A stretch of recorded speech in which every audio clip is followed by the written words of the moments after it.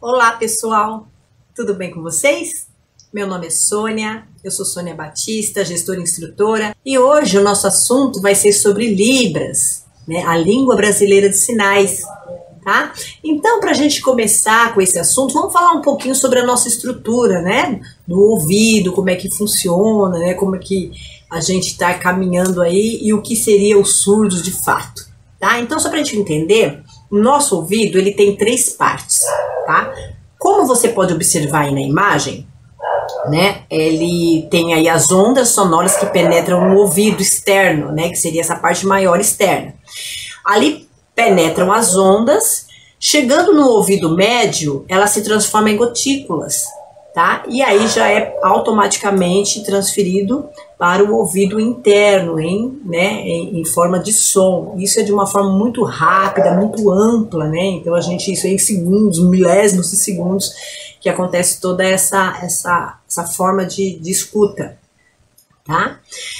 E para a gente poder entender um pouquinho melhor, né, como vocês estão identificando aí nesta imagem, como identificar a perda auditiva, né? Então tem muitas pessoas que falam, ai meu Deus, será que eu tô ficando surdo, que eu não tô escutando como eu escutava antes, né?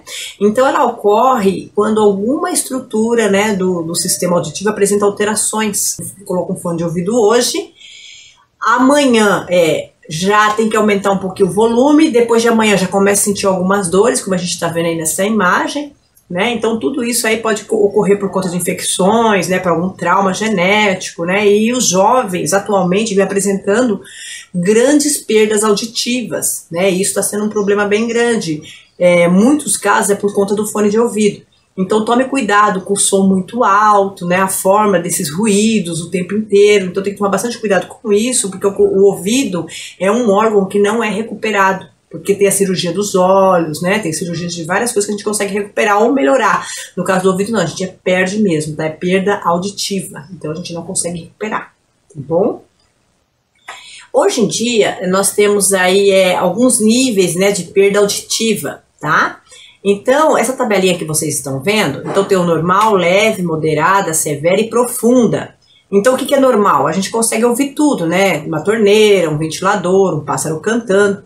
Até então você tem a sua audição comum. Mas se você já não ouvir mais esses sons, só despertador, né, telefone, liquidificador, sons mais intensos, então você já é um surdo leve. Tá? Então você já tem que começar a se organizar, porque você já faz parte da comunidade surda. E assim sucessivamente, né? Moderada, aí você já não ouve mais aí do leve, aí você só consegue ouvir crianças chorando, pessoas conversando próximas, né? O severo já é cachorro, já é teclado, moto, enfim. Até que vem aí a profunda, né? Quando a gente está observando, que são aqueles barulhos bem altos, né? Que é helicóptero, guitarra, enfim. Então tome muito cuidado, gente, com a saúde do seu ouvido, tá?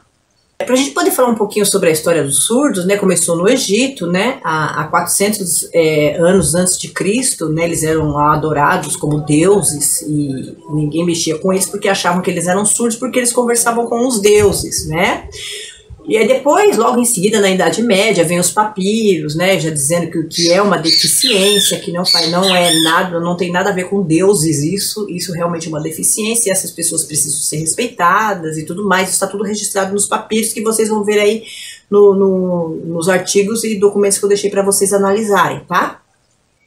E aí, logo em seguida, quem criou, né, os sinais, quem começou com essa preocupação de surdos e tal, então foi esse padre, né, que vocês estão vendo aí, né, é um padre francês, abade quer dizer padre, Charles Michel de Lespée, né, ele que se preocupou com a comunidade, começou a ajudar a desenvolver os sinais, né, os primeiros sinais, aqueles bem rudimentares, foi ele que começou para tentar uma comunicação, né.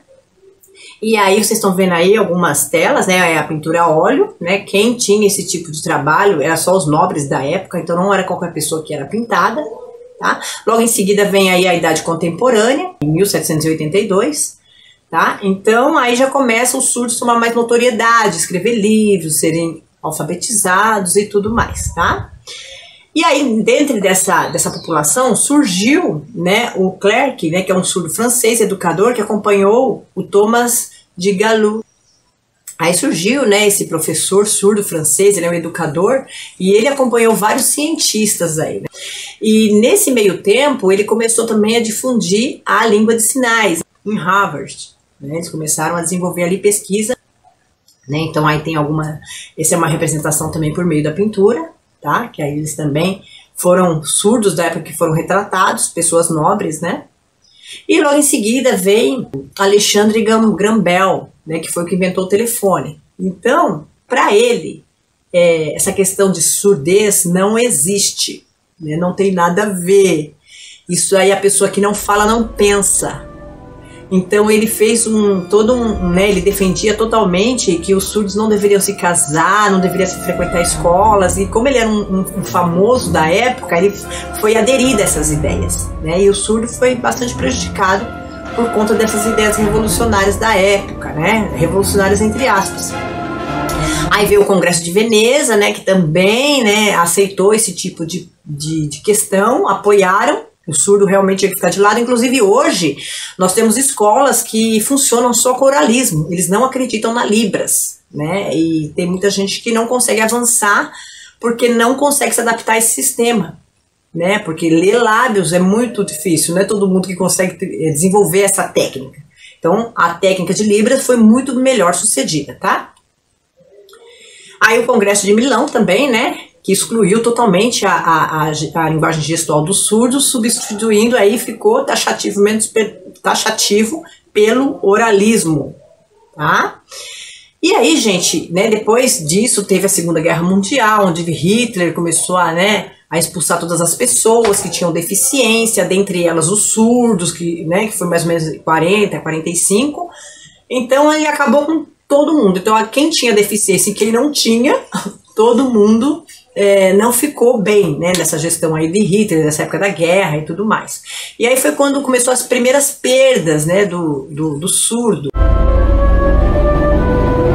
E aí começa, depois vem no Brasil, Dom Pedro, ele veio no Brasil e o seu sobrinho é surdo. Então, como ele era um nobre da época, né, ele era o sobrinho do rei, e fazia parte da realeza, ele não podia ficar de lado, ou em qualquer lugar. Aí foi quando fizeram a INES, né, ali no Rio de Janeiro.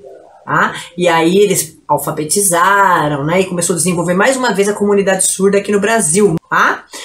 Gente, a história é bem grande, bem ampla, bem linda, sabe? Ela tem vários acontecimentos. Por enquanto, gente, isso é uma breve introdução para a gente entender um pouquinho como é que funciona, como é que foi, né, como é que aconteceu tudo isso, tá? Nesse mesmo trabalho que nós estamos desenvolvendo, eu coloquei 2 links para vocês, que um vai falar sobre Libras, o alfabeto, tá? E o outro vai falar um pouquinho, vai dar umas dicas de conversação, tá certo? O alfabeto, ele é muito importante porque ele é base de muitos sinais.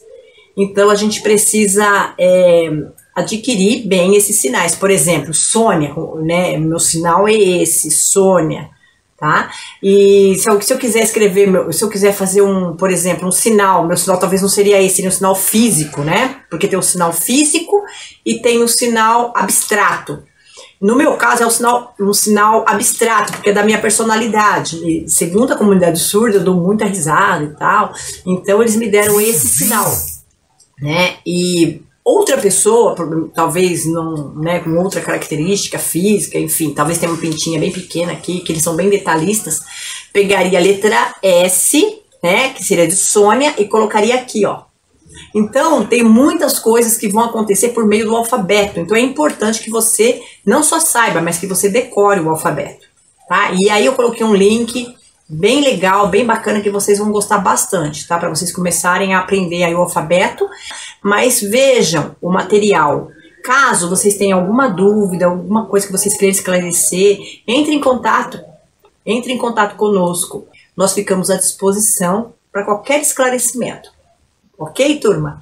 Então, por enquanto é isso. Um grande abraço e até a próxima!